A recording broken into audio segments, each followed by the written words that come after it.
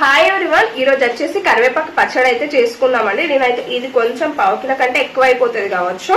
అంత కరివేపాకు తీసుకొని అయితే డస్ట్ ఉంటుంది కదా, వాటర్ లో కడిగి కొంచెం క్లాత్ మీద అయితే వేసేసుకొని ఇలా పొడి పొడి అయ్యే వరకు అయితే ఉంచుకున్నాను. ఎందుకంటే కొంచెం నిల్వ ఉండేలాగా చేసుకుంటున్నాం కాబట్టి అలా ఇలా పచ్చడి చేసేసుకొని ఉప్పు కారం అనేది కరెక్ట్ చూసుకున్నామంటే ఒక గాజు గ్లాసులో వేసుకొని ఫ్రిడ్జ్ లో పెట్టేసుకుంటే కరెక్ట్ ఒక 2 months వరకు అయితే ఖరాబ్ కాకుండా ఉంటది. చాలా అంటే చాలా బాగుంటది. ఇప్పుడు నేను చెప్పిన ప్రాసెస్ లో అయితే కరివేపాకు పచ్చడి అయితే చేసుకోండి. ఇది మన కళ్ళకు మంచిది, మన హెల్త్ కి అయితే చాలా మంచిది. లేడీస్ కి అయితే హెయిర్ కి దానికి అయితే చాలా యూజ్ అయిపోతుంది. ఇది కొంచెం వేడివేడి అన్నంలో కొంచెం నెయ్యి వేసుకొని పక్కన ఉల్లిగడ్డ పెట్టేసుకొని తిన్నారు అంటే అసలు అమృతం లెక్క ఉంటది, అంత బాగుంటది. ఒకసారి నేను చెప్పిన ప్రాసెస్ లో అయితే ట్రై చేయండి. ట్రై చేసి ఎలా వచ్చిందో కింద కామెంట్ చేయండి. వీడియో నచ్చితే మాత్రం సబ్స్క్రైబ్ చేసుకోవడం అయితే మర్చిపోవద్దు. ఇంకా ముందు వీడియోస్ ఉన్నాయి, అవి కూడా చూసేయండి. ఒక కడాయి పెట్టేసుకొని కొంచెం మందం కడాయి పెట్టేసుకొని ఒక 2 నుండి 4 tablespoons అయితే ఆయిల్ వేసుకోండి. ఆయిల్ కొంచెం హీట్ అయినాక ధనియాలు, జీలకర్ర, శనగపప్పు, మినపప్పు, కొన్ని పల్లీలు ఇవన్నీ వేసుకొని మంచిగా ఫ్రై చేసేసుకోండి.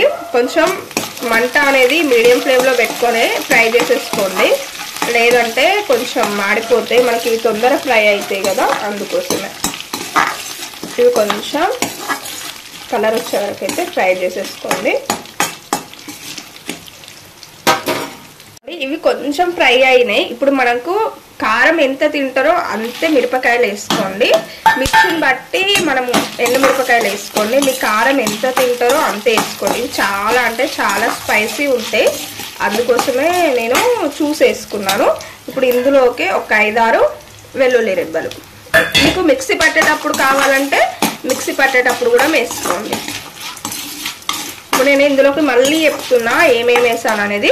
ధనియాలు, జీలకర్ర, మిరపప్పు, శనగపప్పు, పల్లీలు, వెల్లుల్లి రెబ్బలు, ఎండుమిరపకాయలు ఇవన్నీ వేసుకొని మంచి గోల్డెన్ కలర్ వచ్చే వరకు అయితే ఫ్రై చేసేసుకోండి. ఎండుమిర్చి అనేది అస్సలు మాడకూడదు, చూసుకొని ఫ్రై చేసుకోండి. చూసారా, ఇది మొత్తం కొంచెం మంచి కలర్ లోకి వచ్చాయి. ఈ పప్పులు కానీ పల్లీలు కానీ ధనియాలు కానీ మంచి స్మెల్ వస్తున్నాయి, మంచిగా ఫ్రై అయిపోయినాయి. ఇప్పుడు ఇవన్నిటిని మనము మిక్సీ జార్లోకి అయితే తీసుకున్నాము.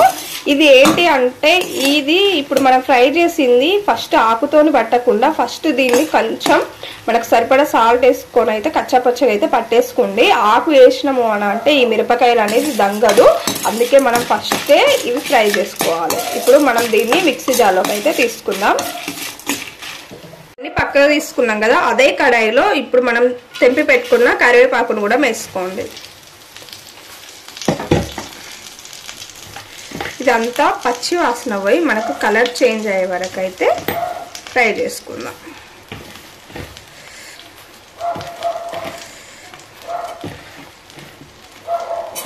ఇదంతా మనకు పచ్చి వాసన పోయి మంచి కలర్ రంగు మారేంత వరకు అయితే ఈ ఆకును మనం ఫ్రై చేసేసుకోవాలి.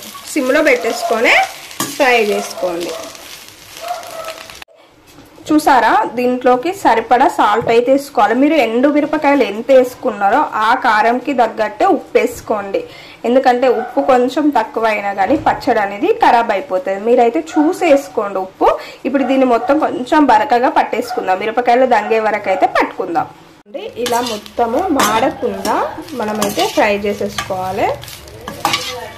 చూసారా, ఇలా మాడకుండా కిందికి మీదికి అనుకుంటా మంచిగా ఇలా ఫ్రై చేసేసుకోవాలి. ఇదిగోండి, చూసారా, మనకు ఆల్మోస్ట్ కొంచెం కలర్ చేంజ్ అయిపోయి ఫ్రై అయిపోయింది. ఇంకా కొంచెం ఫ్రై చేసేసుకుంటే సరిపోతుంది. ఇంకొక 2 minutes మంచిగా ఫ్రై చేసుకుంటే మనకు కరివేపాకు అనేది మంచిగా ఫ్రై అయిపోతుంది. ఈ మిరపకాయలు అన్నీ ఇలా పట్టేసుకోవాలి. చూసారా, ఇలా పట్టేసుకుంటే మనకు అనేది మొత్తం ఒకటేసారి కలిసిపోతుంది. ఇదిగోండి, మనకైతే కలర్ చేంజ్ అయిపోయింది. కానీ ఎప్పుడు కానీ మనం కరివేపాకు పచ్చడికి ఆకు అనేది కొంచెం ముదిరింది తీసుకోవాలి. అలా తీసుకుంటేనే పచ్చడి అనేది చాలా టేస్టీగా ఉంటుంది.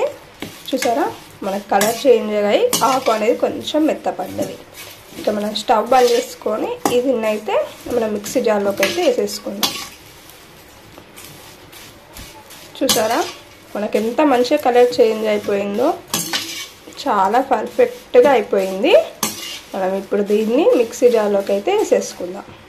ఆకు మొత్తం మిక్సీలోకి వేసుకున్నాక నేను కొంచెం మీడియం సైజ్ చింతపండు అయితే నానబెట్టి పెట్టుకున్నాను. ఆ చింతపండును కూడా ఇదే మిక్సీ జార్లోకి అయితే వేసుకొని ఇవ్వండి ఇలా అయితే పట్టుకోవాలి. బాగా మెత్తగా పట్టుకోవద్దు, బాగా ఏమంటారు ఆకాకు కూడా పట్టుకోవద్దు. మనం రోట్లో ఎట్లా దంచుకుంటామో అలా దంచేసుకోవాలి. చూసారా ఎంత బాగుందో. ఇప్పుడైతే మనం తాలింపు పెట్టేసుకున్నాము. ఆయిల్ వేసుకొని ఆయిల్ హీట్ అయిపోయాక జీలకర్ర, ఆవాలు, మినపప్పు, శనగపప్పు, కొంచెం కరివేపాకు, వెల్లుల్లి రెబ్బలు, ఎండుమిరపకాయలు ఇవన్నీ వేసుకొని మంచిగా ఫ్రై అయినాకనైతే మనం మిక్సీ పట్టేసుకున్న పచ్చడిని అయితే ఈ తాలింపులోకి అయితే వేసుకొని ఒక 5 నుండి 6 మినిట్స్ అయితే సిమ్లో పెట్టేసుకొని అయితే ఫ్రై చేసేసుకోవాలి. అలా ఆయిల్లో ఫ్రై అయితే పచ్చడి అనేది చాలా అంటే చాలా టేస్టీగా ఉంటుంది. ఈ వెల్లుల్లి రిబ్బలైనా, శనగపప్పు, మినపప్పు, ఎండుమిర్చి మనం అన్నం తినేటప్పుడు కొంచెం పంటికి తగులుతుంటే చాలా బాగుంటుంది. ఎండుమిర్చితో సహా మనం అయితే ఈ రైస్లోకి పచ్చడి వేసుకొని తినచ్చు, అంత బాగుంటుంది. ఒక్కసారి అయితే ట్రై చేయండి. చూసారా ఆయిల్లో అయితే సిమ్లో పెట్టేసుకొని అయితే మాడకుండా ఫ్రై చేసుకోవాలి. మాడిరు అంటే టేస్ట్ అయితే అస్సలు బాగుంటుంది. ఒకసారి మీ ఇంట్లో ట్రై చేయండి. ట్రై చేసి ఎలా వచ్చిందో కామెంట్ చేయండి. చూస్తుంటేనే నోరు ఊరిపోతుంది. స్మెల్ కూడా చాలా అంటే చాలా బాగా వస్తుంది. ఒకసారి అయితే ట్రై చేయండి. ట్రై చేసి ఎలా వచ్చిందో కింద కామెంట్ చేయండి. సబ్స్క్రైబ్ చేసుకోవడం అయితే మర్చిపోవద్దు. Thank you for watching.